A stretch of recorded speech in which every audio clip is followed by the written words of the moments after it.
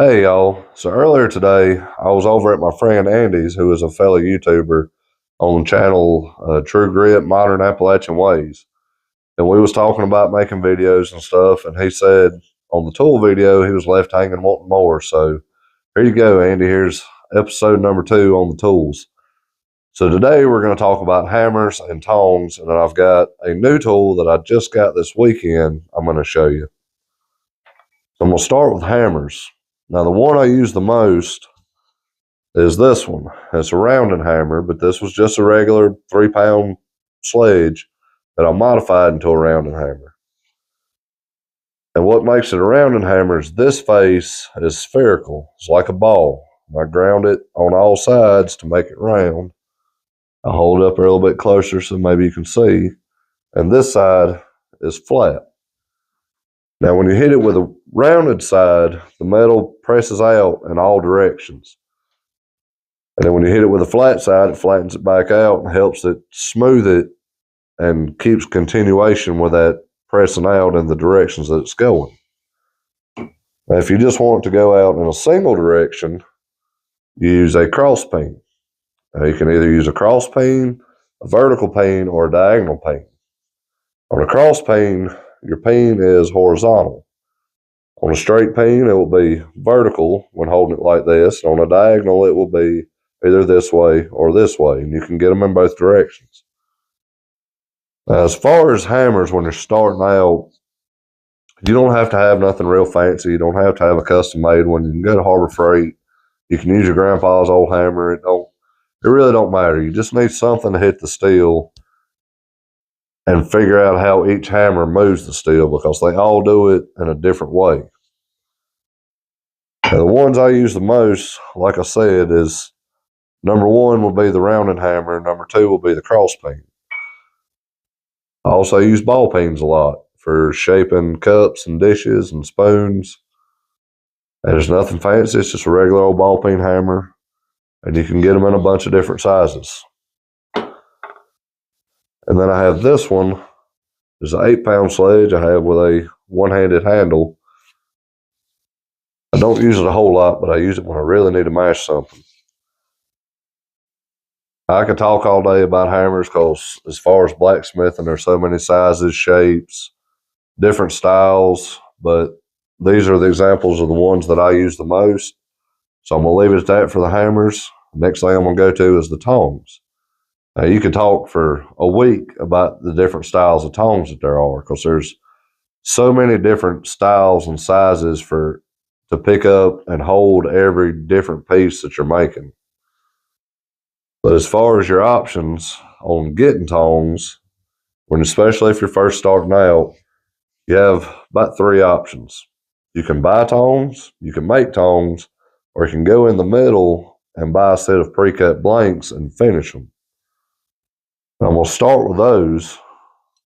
These are a set of pre-cut blanks. These come from Ken's Custom Iron.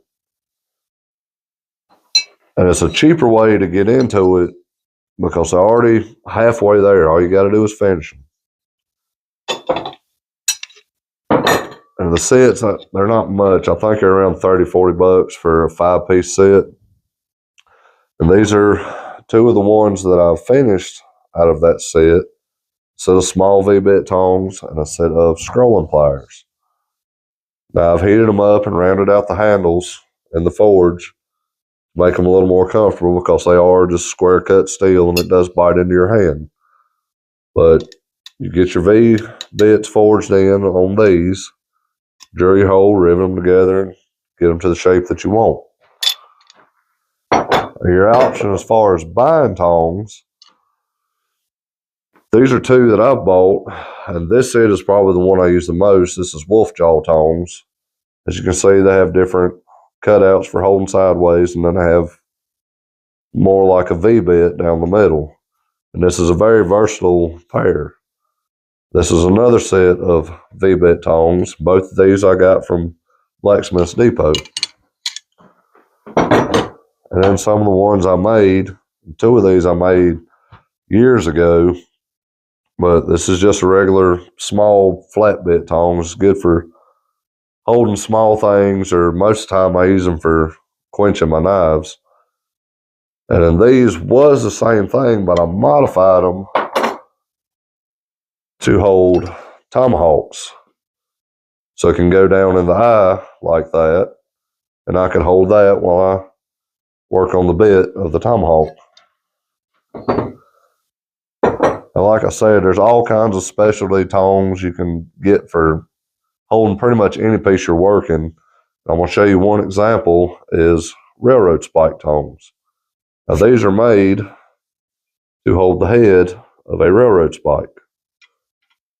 If you're making knives or whatever you want to forge out of one, you can hold the head, lay that on anvil where you can work it out. I'm going to stop with the tongs there because that's the ones I use mostly. I'm going to show you my new tool I got.